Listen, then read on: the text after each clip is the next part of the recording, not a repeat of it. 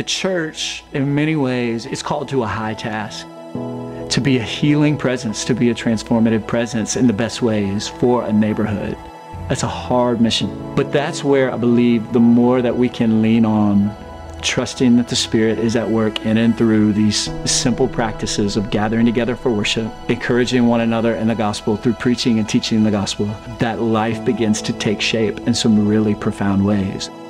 There was this dream, this vision to want to plant churches within the city, and we weren't exactly sure what it looked like, but there were many who came along and said, okay, whatever Jesus wants this to be, whatever the Spirit's doing here, we want to follow along and get behind that. People who have both high risk and high trust, those who are willing to lead wherever the Spirit follows and to trust that this was going to be a community that was going to exist for our neighbors, to make much of Jesus, but also to live life with one another, and then we're going to see where the Spirit takes us. One of the things that I love about this church and kind of sets the tone for every Sunday is the worship. That was one of those things that we thought about, planned about, what does worship, look like and feel like in this church. Oftentimes I'll just reflect how the whole congregation is just involved in that and just lifting up their voices of worship through song. And it's a really beautiful thing. The teaching has been really unique. The sermons aren't bite-sized, but they're not endless. And you can tell he puts a lot of thought into what he's teaching, and he really cares about who's listening and what they're getting out of it. I feel like the Holy Spirit's just really present here when he's speaking to work in the lives of people who are listening. They preach the gospel every week in their message. So their message could be about a lot of different things, but they're gonna get the gospel in there. And so even if I bring a non-believer, they're gonna have a chance to hear the gospel, and that's what I want. I think it's also why Cameron also stresses the community of East Dallas as well, as love flows from the church, doesn't just stay here. Previous churches I had been a part of were much bigger, and so it was really refreshing to walk into this community and pretty quickly feel known. And I felt like there was a common heart amongst people to love and to serve. So I serve on our Mercy and Outreach team. We are called to be a part of our broader community, a part of our city. And so that team is really just focused on what does that look like? What does it look like to love our neighbors? What does it look like to be available and accessible to the people around us and to be a safe place for people to come and worship with us?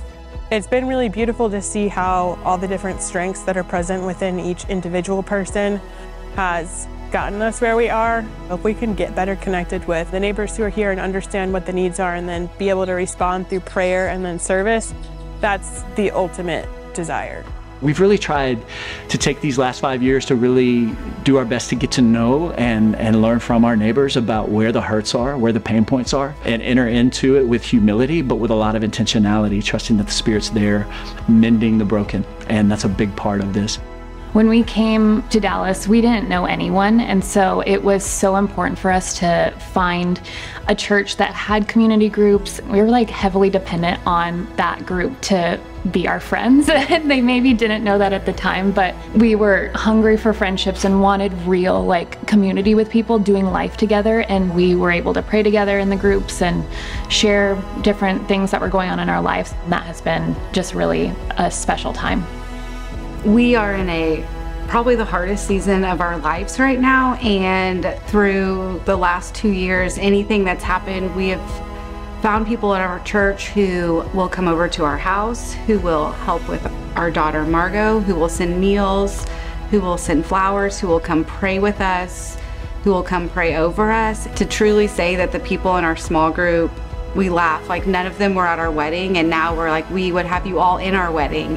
And it's great to just kind of see how this small community has really kind of reached the lives of just a lot of people in a lot of very unique ways.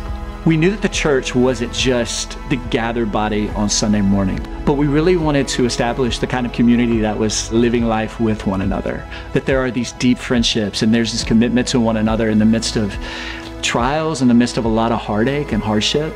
These men and women and these families have committed to life together with one another. And as a result, it's been amazing to see the life of Jesus take root in the life of the community through that. It's been way more of a privilege than I would have thought of coming into it. To get to live life among this people in this place, it's just one of the great honors of not only my lifetime, but my family's lifetime. And so I just want to say thank you to those who have been a part of it, but ultimately to God for this goodness and to get to be a part of it.